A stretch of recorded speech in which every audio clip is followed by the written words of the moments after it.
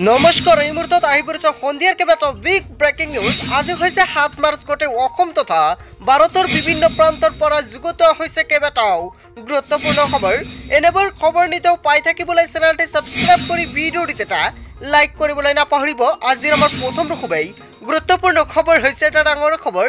বিজেপিক ভোট নিদিবলৈ মুকলিকৈ আহ্বান জনালে হাৰ্টথ্ৰব জুবেন গাৰ্গ। এই মুহূৰ্তত অসমবাসী ৰাইজক জনাইছো আন এটা বিগ ব্ৰেকিং নিউজ। বিজেপিক ভোট নিদিবলৈ মুকলিকৈ আহ্বান জনালে হাৰ্টথ্ৰব জুবেন গাৰ্গে। কা বলবৎ কৰিলে অসমৰ ৰাইজকৰেও বিজেপিক ভোট নিদিবলৈ আহ্বান জনাইছে জুবেন গাৰ্গে। কেৱল এয়াই নহয়, কা আনিলে কোনেও বিজেপিক ভোট নিদিব। অসমৰ কোটি কোটি জনতাক মুকলি আহ্বান জনালে জুবেন গাৰ্গে।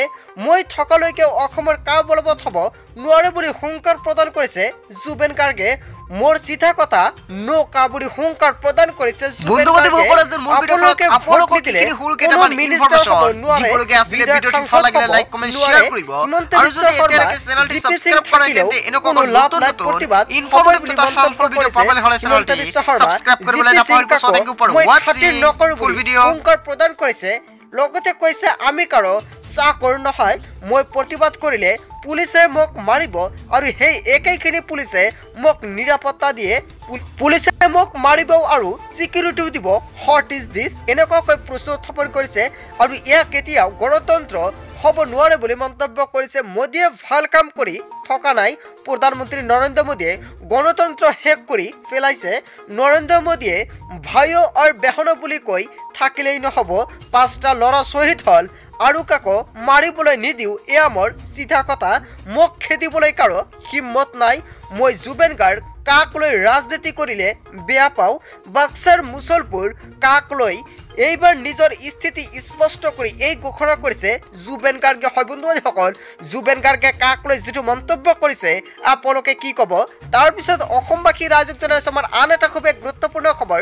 লগতে এটা ডাঙৰ খবৰ, ৰাজ্যৰ প্ৰতাপী মন্ত্ৰী পীযুষ হাজৰিকাৰ কনভয়ৰ খুন্দাত প্ৰাণ গ'ল 30 বছৰীয়া ৰূপম বৰাৰ। এই মুহূৰ্তত অসমবাসী ৰাইজক জনাইছে এটা বিগ ব্ৰেকিং নিউজ। মহাবিপদত ৰাজ্যৰ প্ৰতাপী মন্ত্ৰী পীযুষ হাজৰিকা। মন্ত্ৰী পীযুষ হাজৰিকাৰ বিৰুদ্ধে গুৰুতৰ অভিযোগ উত্থাপন হৈছে। ৰাজ্যৰ প্ৰভাৱশালী মন্ত্ৰী পীযুষ হাজৰিকাৰ কনভয়ৰ খুন্দাত যুৱকৰ মৃত্যু হোৱাৰ গুৰুতৰ অভিযোগ উত্থাপিত হৈছে। মন্ত্ৰী পীযুষ হাজৰিকাৰ কনভয়ৰ খুন্দাত নিহত 30 বছৰীয়া ৰূপম বৰা নামৰ এজন যুৱক। খানাপাৰাত সংঘটিত হয় এই চাঞ্চল্যকৰ ঘটনা। দেওবাৰে নিশা সংঘটিত হৈছে এই ভয়ংকৰ ঘটনা। প্ৰত্যক্ষদৰ্শীৰ অভিযোগ, কিয় কাৰ্নিভেলৰ কনভয় আছিল। হয় বন্ধুসকল, ডাঙৰ খবৰ, এটা গুৰুত্বপূৰ্ণ খবৰ মুকলি আছে। আৰু কিয়া কাৰ্নিভেলখনৰ হেক্টো নম্বৰ আছিল 111 আৰু ফুল স্পীডত আহিছিল বাহনখন।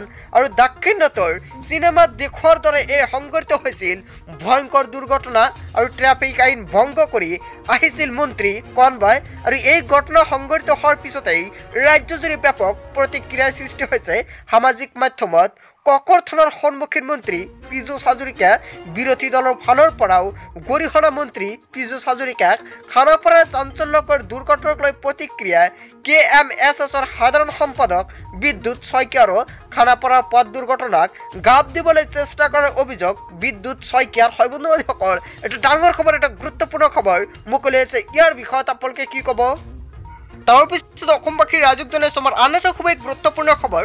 লগতে ডাঙৰ খবৰ, ৰাজহুৱা আৰু পঞ্জীয়ন সেৱাসমূহৰ সাময়িক স্থগিত দেখাই মুহূৰ্তত অসমবাসী ৰাইজক জনাইছো আন এটা বিগ ব্ৰেকিং নিউজ। ৰাজহুৱা আৰু দুৰ্যোগ ব্যৱস্থাপনা বিভাগৰ অধীনৰ সেৱাসমূহ অধিক উন্নত কৰাৰ লগতে ডিজিটেল আভ্যন্তৰীণ গাঁথনিৰ ব্যৱস্থাপনাৰ হেতু জনসাধাৰণৰ বাবে অহা 5 মাৰ্চ 2024 নিশা 11:59 বজাৰ পৰা 20 মাৰ্চ 2024 নিশা 11:59 বজালৈকে উপলব্ধ নহ'ব বুলি এটা ডাঙৰ নোটিছ প্ৰদান কৰা হৈছে। আপুনি কোনো ধৰণৰ সেৱা উপলব্ধ কৰিব নোৱাৰিব।